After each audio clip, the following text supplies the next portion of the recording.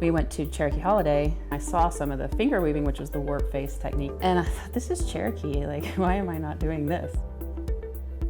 Traditionally, I do sashes, garters, belts, and the occasional bandolier bag.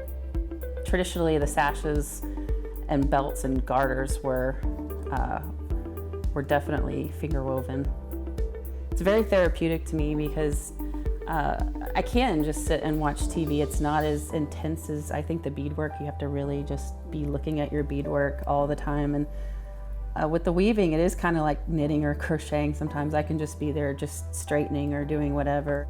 This style of weaving, the reason it's called open face is because you see both warps at the same time. These are the warps. And so they call it open face. That one's called Water is Life. Hopefully people will still see it and think of that message of how important water is. To me, it just says that, you know, water is life, water is important to us, and I just wanted to bring out the beauty of that to something that I can do in my work. My mom is a great influence on me. When she started getting into doing the beadwork, I was doing the gourd carving and really enjoying that. It's not really about technique, it's about creativity. When you're doing the gourd carving, you can just make that gourd whatever the heck you want. It's kind of like painting or something. And then I got into this. So it was kind of this weird, like, okay, well, I guess you have the patience to do this.